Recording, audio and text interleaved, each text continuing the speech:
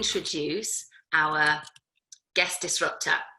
So no pressure today, but to explore how to become a productivity powerhouse, I'm delighted to have Jonathan Loretto, Global Digital Transformation Leader for Financial Services, joining us this morning. So Jonathan, an absolutely appropriate guest disruptor for this topic, because Jonathan's worked across industries, several industries, always building innovative digital products and services, leading blockchain delivery, knows a heck of a lot about agile methodologies and digital transformation in so many different ways. Jonathan's also led global and remote teams, very pertinent again to today's topic and the situation we find ourselves in. And more recently, he's actually lectured at Warwick Business School on digital transformation, innovation, and critical thinking. Crikey, that's a busy career. Thank you very much for joining us, Jonathan. Welcome to you. Thank you very much, Jess. Nice to be here. Fantastic. So, as I mentioned, for everybody listening in, as we talk, we're going to explore the subject of becoming a productivity powerhouse in a little bit of detail. But as we talk, please do put any questions into the Q&A box. We'll get through as many as we can. And as I mentioned, Jonathan's going to talk to us a little bit about some of his experiences and his thinking and some of the work that he's done. I'm sure that will spark a few thoughts. So, Jonathan, we've talked a little bit about this before. Productivity it's a big topic, and maybe we should start with what's been happening recently, because the last few months have brought about a dramatic shift in working life.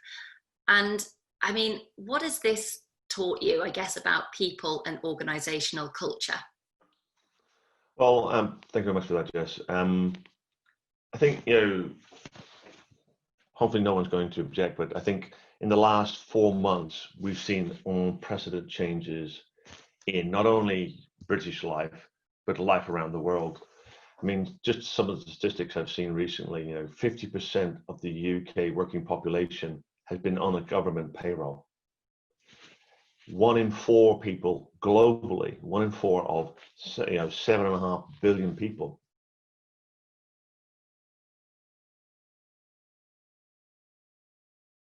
And they have a profound, people's way of life, their working style, their home style. It's quite profound, and it's interesting because it challenges a lot of sacred beliefs. And culture is interesting because culture evolves around a series of systematic beliefs that we all buy into. We all buy into the law. We all buy into, taxes. We may not like it, but we do. We buy into the fact that we elect representatives to represent us in government to make the world a better place.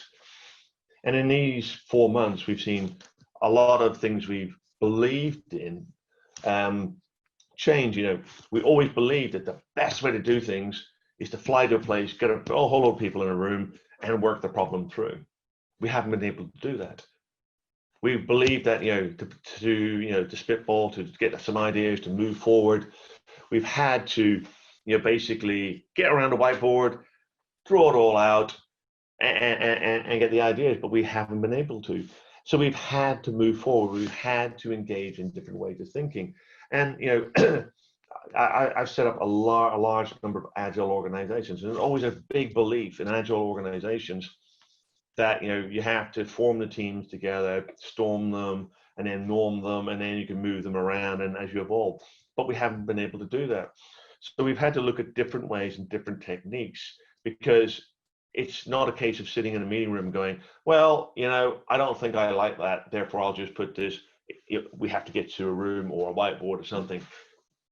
We've evolved. We use different tools. We use these video. I mean, look at Zoom. I mean, they were a very successful company. Now they're a massively successful company. So we've seen those shifts where people are starting to drive forward. Did it impact productivity? I would have to put my hand on my heart and say, in the first 3 weeks, it was a little chaotic. Some days were absolutely mad. Other days were really quiet, where you think the whole company's disappeared. As people try and form around it, and we try and grasp at new capabilities and obviously scale our IT to meet a demand that we never anticipated. But I would say, you know, in the last 3.5 months, business got back to a normal pace. You know, our working days are a little bit longer because we have kids at home, which we never had before. I mean, when I work from home, you know, kids are absolutely allowed. In fact, an organization I work for, it actually is a mandated aspect, which is if you're working from home, you cannot be looking after your kids. Obviously not an option anymore. So we as an organization have changed and modified that, because obviously parent and, you know, 6 months ago, I've been on this video conference and my kids ran through the background. People go, "Oh my goodness, that's just terrible. You know, how could someone allow that to happen?" Now people engage with the kids, they talk to them, and we do a little sidebar for a second in the meeting, and then we get back to the topic. And I think it's brought down barriers. We always say, "I need to meet you for a coffee, I need to get to know you," and stuff like that. I mean, one of the things that I've done personally with my direct reports is I have a 15-minute coffee meeting. It might be tea, coffee, and we had that. And because people are in their homes, they're a bit more relaxed. They're a bit more open. They have their family photographs around them. They have the kids running in and out. And if you're accepting, they're much more relaxed. And I would say that through the C19, I've got to know my direct reports an awful lot better. They've got to know me an awful lot better, and there's a better relationship between us. And I am actually seeing, you know, better output from them, better response from them. They're a bit more independent. You know, not so much I need to check with you. They seem to be a lot more empowered as well, which is great. That's really interesting, thinking that you can actually get to know people much better in a situation where you're prevented from seeing them face to face, essentially, which is really what we've relied on, I suppose, as managers to, you know, to get to know people. And I also think it's interesting how you talked about the initial period of chaos, which I think lots of people would have felt. But now we're kind of moving into something which is a little bit more stable. There are processes and routines that we're starting to get used to. So do you think this is a golden opportunity to streamline, to increase productivity? And if it is, where and how do we do that? I think this is not just a golden opportunity to streamline and increase productivity, or let's not say increase productivity, but adapt productivity. Because in some places we'll lose, in some places we'll gain, but the net should be the same. The quality might be significantly increased, but basically, you know, being in transformation for, you know, almost 20 years, over 20 years, we talk about change windows. And the interesting thing we talk about change windows is, you know, there was normally in discussion of, I have a project, we have a change window, I need to close it out, I need to do it by Christmas, I need to do it by next summer. We talk like that. But if you look at it from a psychological point of view, when there is a massive disruption in society, or an organization, or a division, or a team, there is an opportunity, a window of opportunity to push that organization faster forward than it's ever gone before. And organizations need to realize that gap is normally about 3-4 months. Within 3-4 months, people go, "Oh, everything's returning back to normal. I'll just go back to the way I did things before."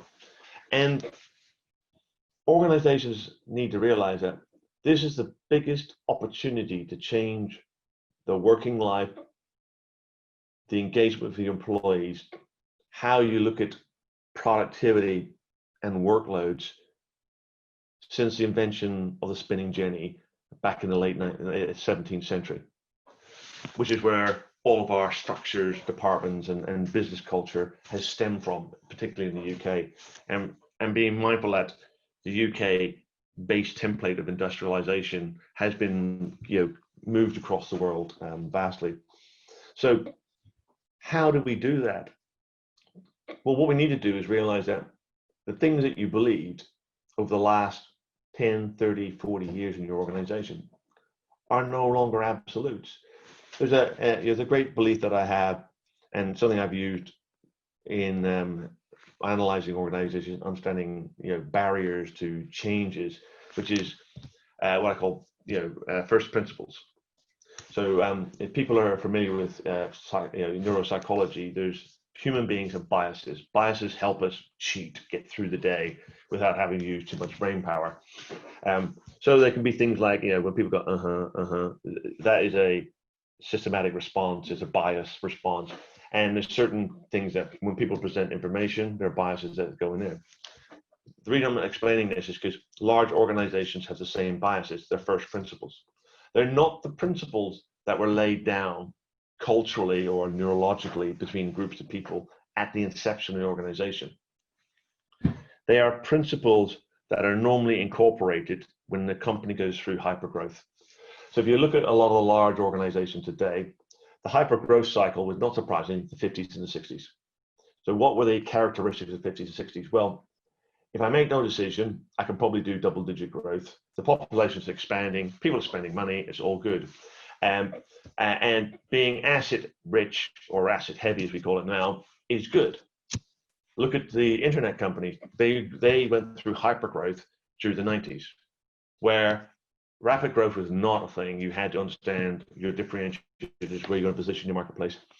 Having assets with the systemically unstable stock markets was a bad thing, because when you're on an up in the stock market, assets are great. When you're on a down, it's not. Being nimble, being agile, being flexible in your approach to market, being asset light, treasury rich, the ability to acquire those capabilities you want is key. So organizations need to realize that these aspects exist, and they should examine them and understand them and start to unpack them, if you will, and look at them from not only a process, an organizational structure, a commercial interaction. Because the one thing that we probably won't talk about is consumers are going to change. Amazon is a huge organization, massive. In the last quarter, Amazon has doubled in size. I mean, that's impressive for an organization of $1 billion turnover. An organization of that size doubling in a quarter probably has never been ever thought about before. But that shows you so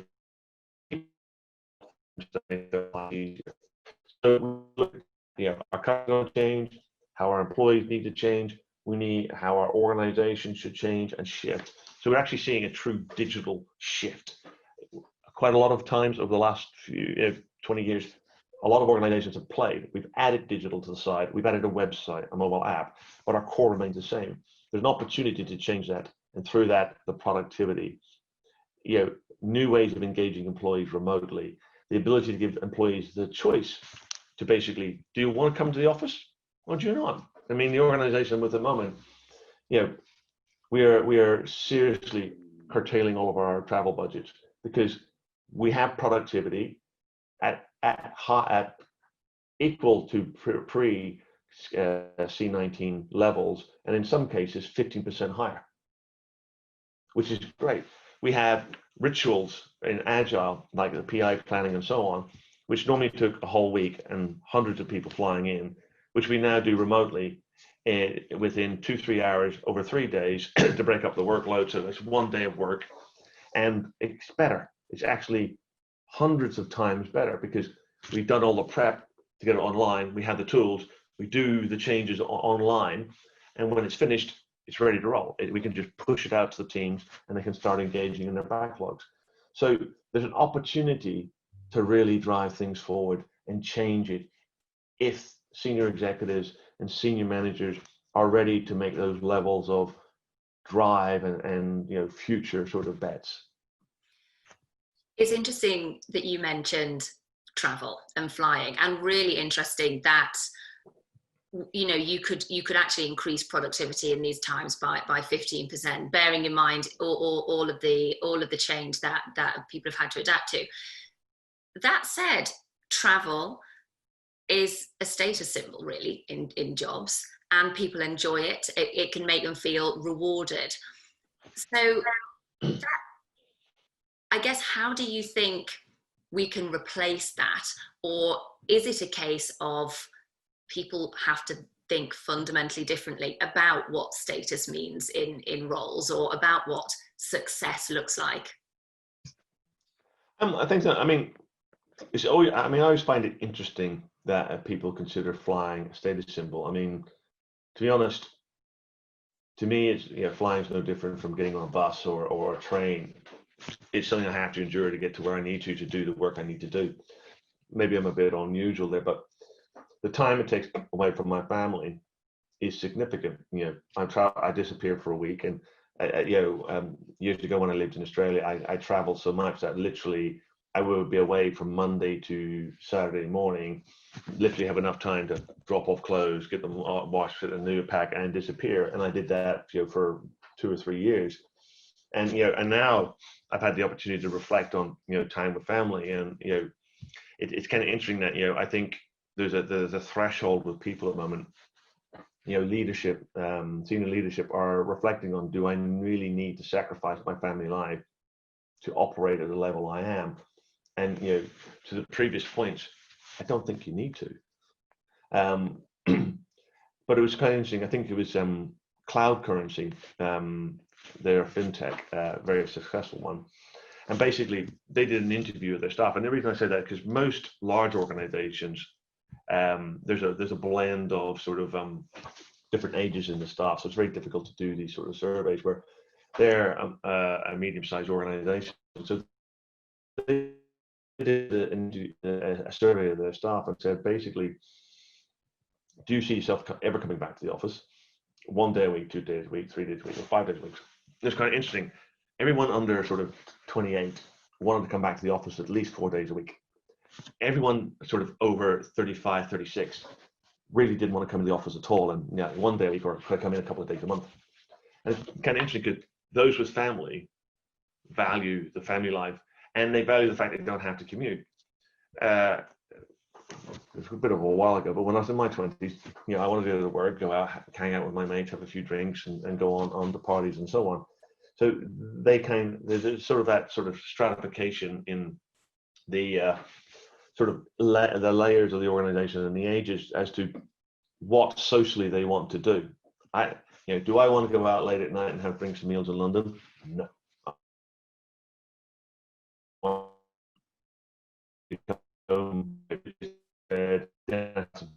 Now get up a little bit earlier in the morning, I work, and then do breakfast for the kids. I work, then I do breakfast for lunch for the kids, then I work, and I spend some time with the kids in the evening. If I need to, I do, you know, maybe 15-20 minutes in the evening late just to clean up the day, and then I go to sleep and then repeat. So it's a much better day, and I'm not stuck on a cold station or on a cold train commuting up. I think, to your point on goals, I think the work-lifestyle balance goals, I think, will become more important than having a gold card or a silver card or flying first class to Hong Kong or to Australia.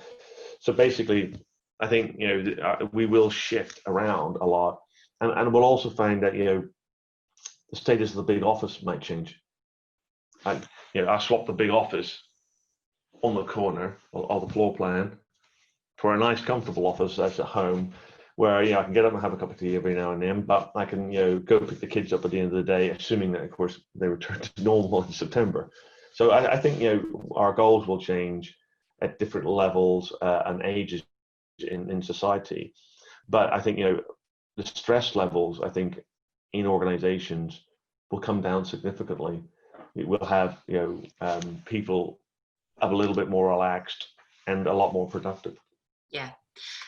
And I think you've raised some really interesting points there. First of all, I think your working day, as you describe it, I feel like people are probably nodding in agreement that this, the way that the working day has changed, certainly in the last few months out of necessity, but things have been moving towards that way for some time, I think is something that all organizations are kind of grappling with. But the other point that you raise, and I wonder whether we will pick up on this later in questions, people may have questions, is when you have, people are different in your team, they're different ages, there are different social needs, I suppose, and actually what what that might look like as we evolve to situations where working life has changed. The office is maybe not as central as it once was. So there's loads of things to discuss. Just to remind everybody, please do put some questions in the Q&A box, because we'll have some time at the end to add those over to pose those to you. Before we do that, one thing I wanted to ask about, and I know this is something that you've done in lots of organizations, but it's just about Agile, to go back to Agile, because it seems as though organizations who have adopted Agile surely must be better placed to sort of thrive in this new environment. Is that correct in your opinion, or is that just too simplistic? Well, I think the whole topic of Agile is probably a little too simplistic. I mean, there's a continuum of Agile, and it's kind of interesting. When I was consulting with IBM, the first question, or the first statement a lot of COOs make is, my IT department is just not agile enough. And I think this goes to the big misnomer, which is that basically there's an agile organization, or there's a traditional organization. There is no agile IT. I mean, it's like putting, a Ferrari engine in a Citroen 2CV. It sounds good, it looks good, in there. But the second you put your foot to the floor, there's going to be a lot of crunching, grinding as the whole car comes apart, because it's just not built for a 700 brake horsepower engine. So basically, the problem with Agile is you need to first modify your governance across the organization, because governance is designed to preserve the organizational state and make sure you don't do anything too naughty. Agile is about changing things rapidly, and what you have is a part of the organization that tries to accelerate, and then governance stops it, trying to kill it off. So you have to modify your governance structure to allow it to happen. Those organizations that are truly agile are much more flexible and can adapt to these. But even those organizations have problems, because we traditionally build all of our agile teams in delivery centers, either central one in London, or one in London and one in India, and one in Poland, and one in China and Malaysia, but we tend to pull them all together. And very few organizations have truly scaled agile where they can run complex delivery over multiple teams, over multiple sites, let alone run multiple complex delivery over multiple individuals. So there's a change in working. One of the great techniques I've seen used in the past, and I've used in the past, is we use what we call pods, which is a mobile Apple TV on a sort of stand, and we would have our stand-ups with teams around the world. And what we're doing now is trying to do stand-ups with individuals on the screen like this. And the interesting thing that I found is that there's a democratization of everybody being a little box on the screen. Because when you're in a meeting room where there's 5 of you here and there's 1 on the screen from Poland, 2 on the screen from different parts of China, and 1 on from Malaysia and Australia, is when you're on the screen, no one's listening to you. We're all talking in a room. It's like, I don't want to know about you guys, and you just go almost scream or almost have an epileptic fit on the screen before they go, oh, Jonathan, would you like to say something? Yes, I've been trying for the last half hour. So here, where we're all equal, everybody's watching all the little screens, and people can actually go, oh, Jess, oh, yes, well, what's your point? So there's a democratization, a leveling here that allows interaction between individuals in a way that when we're in offices or in team environments or meeting room environments, we don't quite get. And if organizations can embrace the broader digital agenda, and I wouldn't use the term digital, not agile, because agile is one of probably 50 or 60 techniques that a digital organization needs to consider to truly be a challenger in the marketplace. Then you basically, the staff will be able to interact in a better way and start to storm, norm, and perform in ways that we've never seen before, which I've seen personally over the last 4 months myself and the organization I'm working with at the moment. That is incredibly interesting. I think that we can pick up on some of those 50 or 60 techniques in a second when we move to questions. We did have a comment come through from Nick, and he says, Agile is merely a measurable expression of your organization's ability to change its process within acceptable cost/time. If your organization is at the waterfall end of business change, then slow change is or would be deemed acceptable. What's your response to that? Well, Agile, like I said, Agile is one of many techniques, but because we tend to focus in on Agile and remembering Agile is very suitable for a lot of development, and the large organizations, multi-billion organizations with legacy, don't have a choice to be all Agile. We have to have, I think Gartner calls it the multi-speed organization. So there's Agile, there's one I love, which is Wagile, which is waterfall Agile or micro waterfall if you prefer. And then you have waterfall, because mainframes are not built to be rapidly changed, even though ironically DevOps and some Agile techniques actually did come out of the mainframe world. So organizations, over a period of time have to embrace all of those things. But no, there's not an organization in the world that I think needs to move slowly. Everybody wants to move more quickly. I mean, we live in the I think it was called the Anthropocene period now. We were now, the Anthropocene epoch. So, mankind now controls the world apparently. So not a really good advertisement with, C19, but, I think it was Matrix said that, fate is not without a sense of irony. So basically, we need to move more quickly because society and consumers move more quickly. They demand more of us. And when we fail to meet that demand, we're punished. Either social media, a viral storm on a certain topic, but organizations are now held accountable for what they do. So even if our product doesn't evolve quickly, our customers' needs and demands do. So even at that end, we need to move quickly and more nimbly to meet it while we try and evolve what we're doing in the background. But I don't believe any organization needs to move slowly. I think all organizations need to move at a more appropriate speed. And organizations need to be structured in a more appropriate way because, our stock markets are up down. In the 60s, like that, in the 60s, went like that, in the 70s, it went like that. In the 80s, they went up and then they dipped heavily. I think it was 88, 89 was a crash. Then they spiked up again. Then we had an early 90s and a late 90s crash. So the stock market is becoming more and more, cyclical in their up and downs.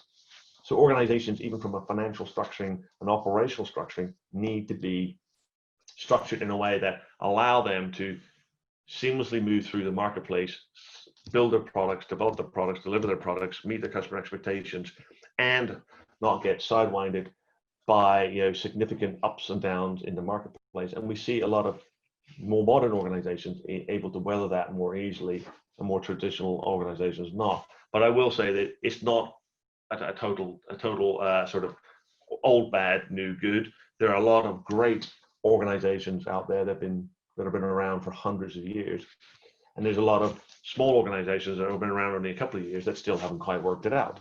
So it swings and roundabouts.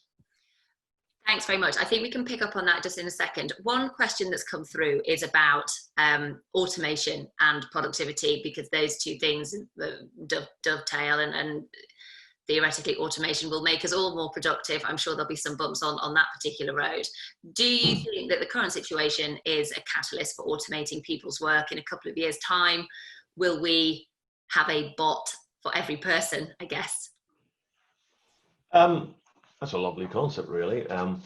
Well, I mean, I've been lucky enough to lead a lot of innovation in the mobile world in the 90s, in IoT, RFID, and in cloud in the early 2000s.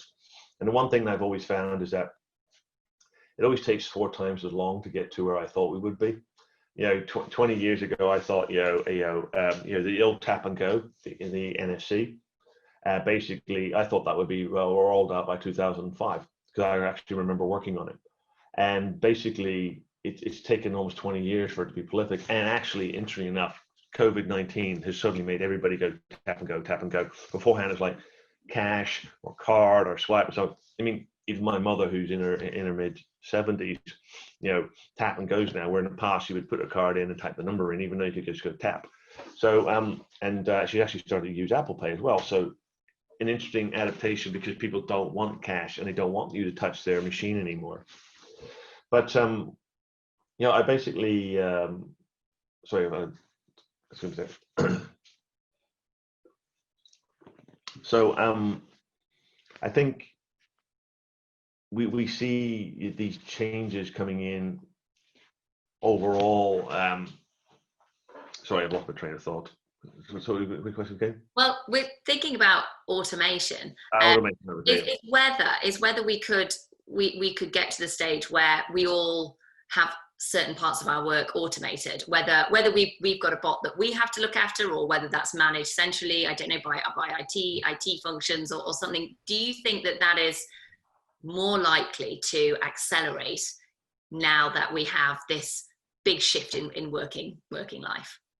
I don't think it will accelerate. There's a problems with automation and a problem with bots. Are effectively, we have supervised and unsupervised bots. So supervised bots means there's a human being overlooking it and understanding what goes on and checking it. And I think it was Katana that basically was taught to be racist and basically by a whole lot of people online. So that's a non-supervised bot. Let it go learn and interact with the environment. And the problem with unsupervised is they're black boxes. You don't quite know what's going on. And from a corporate governance point of view, that's dangerous. I mean, take it for financial services. You have a bot that's making decisions that no one actually understands what the decision is, or whether it's biased or unbiased. And the other problem, I think, with automation is you find that automation is just put in. I mean, everybody is familiar with straight-through processing. Great thing, drives 40% efficiencies. Kind of, yeah, kind of not. The trouble is, you need to get the efficiencies, you need to re-engineer your processes. You need to look at it from the holistic point of view and where you need to go. And when you do straight-through processing automation, you basically pour concrete over the thing. So if the organization and the marketplace changes next year, you're all that. So automation in certain areas where it's small, discrete, finite, box-like. But I think you'll find that us all being automated by AIs is not going to happen probably in my lifetime. And I think you'll find that what'll happen is what's traditionally happened is when we had the model office projects, in the 80s, we had all the various automation projects of the 90s. What happened was people moved out of office work into IT work. And you just see the headcount shift around. And the irony, I think it was Deloitte Consulting did this analysis in 2000, is that you get rid of several lower cost jobs and you acquire several higher cost jobs. And another thing I would sort of just cite as well is that the number of people who can do data science and AI at the level that needs to be done don't exist. I mean, if you try to set up a data science department with good data scientists and AI specialists, it's a real struggle because they're not being pumped out of the universities because it's actually a very complex field. It's a field that appeals to certain kind of people. It's not something I could go into university and suddenly learn and come out as a specialist. You need deep mathematics background and a deep background in algorithmic development and so on that most people just don't have the inclination to go towards. And so some serious barriers there, I'd say, I guess, to automation perhaps coming into our working lives in the way that has been predicted. Another question that's come through, and I think that this is interesting because perhaps the last few months have taught and shown some flaws in working models, but it is about productivity versus innovation. And have we seen an increase in productivity at the expense of innovation? do you think, Jonathan? Do you get a sense that innovation we're going to struggle to innovate, bearing in mind the shifts that have taken place? I would say, a very traditional view of productivity is, affects innovation. I mean, we were talking just before this about the old, time and motion studies of the 30s and the 40s in the UK, and that was about breaking every task down into little one steps and then saying, right, that takes 1 minute, that 1 minute. It's a bit like doing a Kaizen exercise in Six Sigma. Break it down in little tasks. Well, how much time does it do? Can I trim a second off the whole task and then save a minute? And with that minute, I can produce an extra widget. So I've increased my productivity. But by breaking it down to that level, you take all the innovation out of it, because you just have to do A, B, C, repeat, A, B, C, repeat, A, B, C, and that's not a very innovative exercise. In COVID-19, I would say that every organization on the planet has innovated. I mean, innovation is not inventing a cure to cancer, solving, the compute problem in AI, rolling out huge brand new products or divisions around the world. Innovation can be as simple as improving a process, improving someone's job spec, giving someone a tool that they can utilize to effectively increase their productivity or improve their day, or in this case, communication. So I would say, in the last 4 months, a lot of organizations have done more innovation, albeit maybe on a lower or medium level, than they've ever done. There is a propensity sometimes to think innovation is about big things. But in my experience, it's the small little changes that join together that make big changes happen. People tend to focus too high. I'm going to make this massive change. I mean, how many of us have been in big transformation programs that promise the moon and the stars? And when you get to the end of it, all we've done is really relabeled a whole lot of jobs, maybe changed processes, updated our brand, made screens more complicated, added new buzzwords to our lexicon. But did we really change the way we did things? Did we change the way we worked? I mean, we can report to market we did. We can tell our colleagues at the end of the year, I innovated and in this transformation program, so I actually get my bonus. But truly, in our heart of hearts, did it have the change that we thought it would have? Did it truly innovate? Or was it a case of, moving the chairs around on the Titanic? We're still sinking, or still have problems, but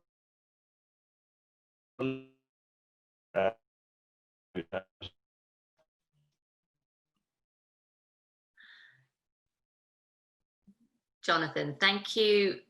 Thank you so much for that. I think that's an excellent place on which to end.